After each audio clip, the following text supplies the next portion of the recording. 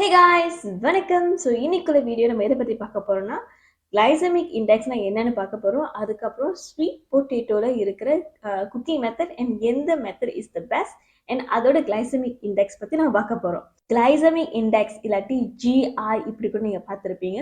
சில சாப்பாடு ப்ராடக்ட்ஸை நீங்கள் வாங்கும் போது அதில் லோ ஜிஐ அந்த மாதிரி போட்டிருப்பாங்க, இல்லாட்டி லோ ஜிஐ பரோட்டா இந்த மாதிரி கூட சம்டைம் பார்த்துருப்பேன். நான் பார்த்துருக்கேன். நீங்கள் பார்த்துருந்தீங்கன்னா ஸோ இந்த ஜிஐனா என்னன்னு பார்ப்போம். ஜிஐனா ஒரு சாப்பாடு அதில் இருக்கிற சுகர் வந்து நம்மளோட ரத்தத்தில், அதாவது நம்மளோட ரத்தத்தில் இருக்கிற சுகர் லெவல் வந்து எவ்வளோ ஃபாஸ்ட்டாக வந்து அதிகரிக்குதோ அதை வச்சு தான் அந்த சாப்பாடில் இருக்கிற கிளைசமிக் இண்டெக்ஸை வந்து நிர்ணயிப்பாங்க. ஓகே, கிளைசமிக் இண்டெக்ஸ் வந்து 3 விதமாக பிரிக்கிறோம் நம்ம. அதாவது low GI, medium GI and high GI அப்படி கூட சொல்லுவாங்க. லோனா எந்த மாதிரி ரேஞ்சில் இருக்குது பார்த்தீங்கன்னா 55க்கு கீழே இருக்கிறது வந்து லோ கிளைசமிக் இண்டெக்ஸ் அப்படின்னு சொல்லுவாங்க.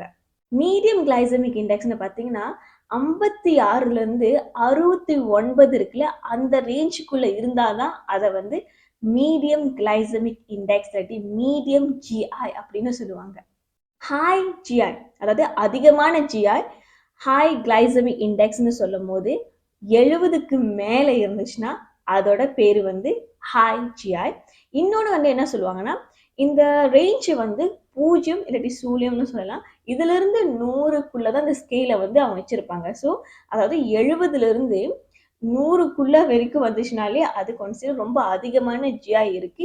உங்களுக்கு டயபெட்டிக் இருந்தாலும் சரி, இல்லாட்டி நீங்கள் ஒபேஸாக இருக்கிறீங்க, ஓவர் வெயிட்டாக இருக்கிறீங்கன்னா உங்களை எப்பவுமே low GI to medium level இருக்கிற ஜிஐக்குள்ள தான் பார்த்துக்க சொல்லுவாங்க உங்களோட சாப்பாடுங்களை. ஸோ ரொம்ப சிம்பிளாக சொல்லணும்னா, உங்களோட சாப்பாடு எதெல்லாம் ரொம்ப சிம்பிள் கார்பாக இருக்கோ, இல்லாட்டி அதில் ஆடட் சுகர்னு சொல்கிறாங்களே அந்த மாதிரி இருக்கும்போது அந்த சாப்பாடு வந்து ரொம்ப ஃபாஸ்ட்டாக நம்மளோட பிளட் ஸ்ட்ரீமில் வந்து அப்சார்ப் ஆகுதுல, அது எல்லாமே ஹை கிளைசமிக் இண்டெக்ஸ்னு சொல்லுவாங்க. இப்போ நம்ம பார்க்க போகிறது எதுன்னு பார்த்தீங்கன்னா குக்கிங் டெக்னிக். அதாவது நான் வந்து டாப்லேருந்து த லீஸ்ட் குக்கிங் டெக்னிக்கை வரிசைப்படுத்தியிருக்கேன். ஓகே, ஃபர்ஸ்ட் டாப்பில் இருக்கிற குக்கிங் டெக்னிக் எதுன்னு பார்த்தீங்கன்னா பாயிலிங் டெக்னிக், அதாவது கொதிக்க வைத்தல். ஸ்வீட் பொட்டேட்டோ இல்லை சக்கரவள்ளி கிழங்க வச்சுட்டு தண்ணியில் போட்டு கொதிக்க வைக்கிறது தான் கொதிக்க வைத்தல், பாயிலிங் டெக்னிக் அப்படின்னு நம்ம சொல்லுவோம்.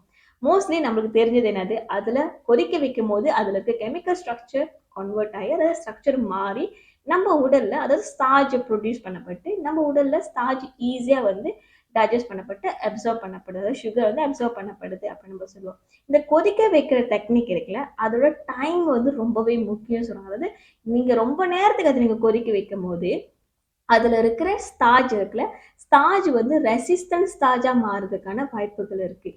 இதனால அதில் இருக்கிற ஸ்டார்ஜ் வந்து ரெசிஸ்டன்ட் ஸ்டார்ஜாக மாறப்படும் போது என்ன நடக்கும்னா, நம்ம உடலால் ரெசிஸ்டன்ட் ஸ்டார்ஜை வந்து ஈஸியாக டைஜஸ்ட் பண்ண முடியாது. ஸோ அதனால நம்ம உடலில் அந்த பிளட் சுகர் லெவலோட இம்பேக்ட் வந்து குறைவாக தான் இருக்கும். அதாவது கிளைசமிக் இண்டெக்ஸோட அந்த ரேஸ் இருக்குல்ல, அதோட லெவல் வந்து குறைவாக தான் இருக்கும். ஆனால் மோஸ்ட்லி ஸ்வீட் பொட்டேட்டோ சக்கரவள்ளி கிழங்கு வந்து நம்ம பாயிலிங் டெக்னிக் யூஸ் பண்ணாலே அதோட கிளைசமிக் இண்டெக்ஸோட லெவல் வந்து எப்படி இருக்கும் பார்த்தீங்கன்னா லோவிலிருந்து மீடியம் லெவலுக்குள்ளே தான் வரும், ஹையோட ரேஞ்சுக்கு போகாது. இதே வந்து நீங்கள் குறைவான குக்கிங் டெக்னிக், அதாவது குக்கிங் டைம் நீங்கள் எடுத்துக்கிட்டிங்கன்னா, அதோட பாயிலிங் டைமில் எடுத்திங்கன்னா அதோட ஸ்டார்ஜ் லெவல் வந்து மீடியம் கிளைசமிக் இண்டெக்ஸ் லெவலுக்கு எடுத்து தான் போவோம் அப்படின்னு சொல்லியிருக்காங்க. ஓகே, எக்ஸாம்பிள் நான் சொல்கிறேன். நீங்கள் வந்து ஸ்வீட் பொட்டேட்டோ 30 நிமிஷத்துக்கு நீங்கள் பாயில் பண்ணிங்கன்னா அதில் இருக்கிற கிளைசமிக் இண்டெக்ஸ் வந்து 46 தான் வரும். இதுவே நீங்கள் 8 நிமிஷத்துக்கு மட்டும்தான் நீங்கள் வந்து ஸ்வீட் பொட்டேட்டோ குக் பண்ணிங்கன்னா, பாயில் பண்ணிங்கன்னா அதோட கிளைசமிக் இண்டெக்ஸ் லெவல் வந்து 61க்கு போகும். ஸோ இது வந்து லோ டு மீடியம் ரேஞ்சுக்குள்ளே தான் இருக்குது. ஸோ குக்கிங் டெக்னிக் வந்து, அதாவது குக்கிங் டைமை வந்து நீங்கள் ரொம்ப நேரத்துக்கு குக் பண்ணிங்கன்னா அதோட ஸ்டார்ச் லெவல் வந்து ரொம்ப ரொம்ப கம்மியாக இருக்கும். உங்கள் பிளட் குளுக்கோஸ் லெவல் வந்து ரொம்ப ஃபாஸ்ட்டாக வந்து ஸ்பைக்குக்கு போகாது. ஸோ நீங்கள் வந்து வெயிட் லாஸ் ஜெர்னி இல்லாட்டி ஃபேட் லாஸ் ஜெர்னியில் இருந்தீங்கன்னா நீங்கள் கண்டிப்பாக பாயிலிங் டெக்னிக்கை யூஸ் பண்ணலாம். ஆனால் நீங்கள் எவ்வளோ நேரம் பாயில் பண்ணணும் பார்த்தீங்கன்னா 30 நிமிஷம் அது வரைக்கும் நீங்கள் பாயில் பண்ணிவிட்டு அதுக்கப்புறம் சாப்பிட்டீங்கன்னா அதோட கிளைசமிக் இண்டெக்ஸ் லெவல் வந்து ரொம்ப லோவாக தான் இருக்கும். அடுத்த குக்கிங் டெக்னிக் எதுன்னு கேட்டிங்கன்னா ரோஸ்டட். ரோஸ்டட்னா வறுக்கிறது அப்படி கூட சொல்லலாம்.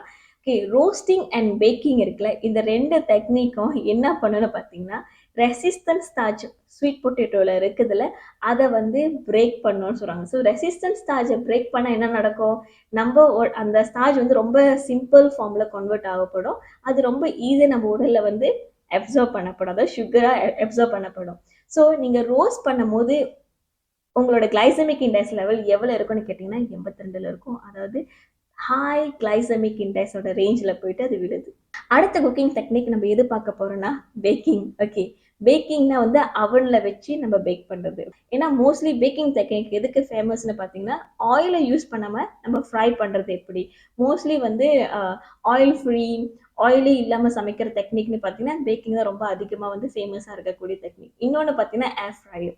இப்போ வந்து நீங்கள் தோலை உரிச்சிட்டு ஸ்வீட் பொட்டேட்டோ வந்து நீங்கள் பேக் பண்ணீங்க, அதாவது ஒரு 45 நிமிஷத்துக்கு வரைக்கும் நீங்கள் பேக் பண்ணீங்கன்னா அதோட கிளைசெமிக் இண்டெக்ஸ் லெவல் எவ்வளோ நிறைய இருக்குன்னு பார்த்தீங்கன்னா 94 இருக்கும். அதாவது வெரி ஹைல இருக்கு. ஆக்சுவலி கன்சிடர் ஹை கிளைசெமிக் இண்டெக்ஸோட ரேஞ்ச் ரீச் பண்ணியிருக்கு.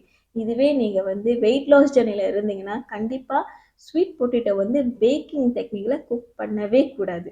இப்போ நம்ம கடைசியா பார்க்க போற குக்கிங் டெக்னிக் எதுன்னு பார்த்தீங்கன்னா ஃப்ரைங் டெக்னிக், அதாவது பொரிக்கிற டெக்னிக்.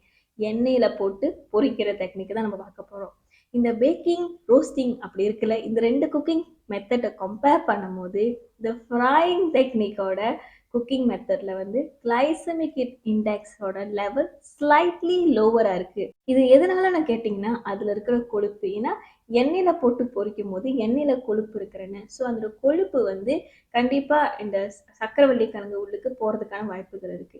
ஸோ கொழுப்பு இருக்கும்போது என்ன நடக்கும்னா நம்மளோட சாப்பாடு நம்ம சாப்பிட்டதுக்கு அப்புறம் நம்ம வயிற்றுலேருந்து எம்டி ஆகிற அந்த டைமை வந்து டிலே பண்ணும். ரெண்டாவது நம்மளோட சுகர் இருக்குல்ல, சர்க்கரை வந்து நம்மளோட ரத்தத்தில் அப்சார்ப்ஷன் பண்ணுறதை வந்து ஸ்லோ பண்ணப்படும். ஸோ இதனால தான் வந்து கிளைசெமிக் இண்டெக்ஸ் லெவல் வந்து ஸ்லைட்லி குறவாக இருக்குது சொல்கிறாங்க. ஆனால் அது வந்து லோ இல்லாட்டி மீடியமோட ரேஞ்சில் போகுமா கேட்டிங்கன்னா கண்டிப்பாக கிடையாது. நீங்க சக்கரவள்ளி கிழங்க தோலை உரிச்சிட்டு அதுக்கப்புறம் எண்ணெயில போட்டு பொரிச்சு எடுத்து சாப்பிட்டீங்கன்னா அதோட கிளைசெமிக் இண்டெக்ஸ் லெவல் எவ்வளவு இருக்கும்னு கேட்டீங்கன்னா 76ல இருக்கும். அதாவது ஹாயோட ரேஞ்சில் இருக்கும். ஸோ காய்ஸ், நீங்கள் இந்த வீடியோ கடைசி வரைக்கும் பார்த்துட்டு இருக்கீங்க. கண்டிப்பாக இந்த வீடியோக்கு ஒரு சம்மரி கொடுத்தே ஆகணும். இந்த சக்கரவள்ளி கிழங்கு வந்து low glycaemic index, medium glycaemic index and high glycaemic index ரேஞ்சில் வந்து எப்போ வேணால் விழலாம். எப்படின்னு பார்த்தீங்கன்னா அது குக்கிங் டெக்னிக்கோட மூலியமாக தான். ஸோ குக்கிங் டெக்னிக் நீங்கள் வந்து வெயிட் லாஸ் ஜர்னியில் இருக்கீங்க, ஃபேட் லாஸ் ஜர்னியில் இருக்கீங்க, அதுக்கப்புறம் நீங்கள் வந்து டயபெட்டிக் பேஷண்ட், அதாவது நீரிழிவு நோய் உங்களுக்கு இருக்குன்னா உங்களுக்கு கண்டிப்பாக நான் பாயிலிங் டெக்னிக் தான் வந்து சஜஸ்ட் பண்ணுவேன். அதாவது பாயிலிங் டெக்னிக் கூட நீங்கள் லாங்காக ஆகும், அதாவது ரொம்ப நேரத்துக்கு நீங்கள் வந்து பாயில் பண்ணிங்கன்னா தண்ணியில் போட்டு கொதிக்க வச்சிங்கன்னா அதோட கிளைசெமிக் இண்டெக்ஸ் லெவல் வந்து லோவில் கிடைக்கும். ஸோ நீங்கள் என்னைக்காச்சும் ஒரு நாள் வந்து நீங்கள் என்ஜாய் பண்ண போகிற மற்ற ஒரு குக்கிங் டெக்னிக்கில் சாப்பிட்டு நான் பார்க்க போகிறேன், ருசிக்காக சாப்பிட போகிறேன்னா கண்டிப்பாக நீங்கள் ட்ரை பண்ணலாம். ஆனால் உங்களோட ஜேர்னியில் இருக்கிறீங்க, வெயிட் லாஸ் ஜேர்னியில் இருக்கிறீங்கன்னா அந்த டைம் பீரியட்க்கு வந்து த பெஸ்ட் குக்கிங் டெக்னிக் எதுன்னு கேட்டிங்கன்னா பாயிலிங் டெக்னிக். 30 மினிட்ஸ் வரைக்குமாவது அட்லீஸ்ட் நீங்கள் குக் பண்ண ட்ரை பண்ணுங்கள். ரொம்ப ஷார்ட்டாக 8 மினிட்ஸ் போதும், 10 நிமிஷம் போதும் அப்படின்னு ட்ரை பண்ணாதீங்க. At least 30 minutes. ஸோ உங்களுக்கு இந்த வீடியோ பிடிச்சிருந்தா கண்டிப்பாக இந்த வீடியோக்கு லைக் பட்டனை கிளிக் பண்ணுங்கள். உங்களோட தாட்ஸை கண்டிப்பாக கீழே கமெண்ட்ஸில் எனக்கு ஷேர் பண்ணுங்கள். கண்டிப்பாக அதை நான் படிப்பேன். அண்ட் உங்களை அடுத்த வீடியோவில் பார்க்குற வரைக்கும் பபாய் ஃப்ரம் லவா.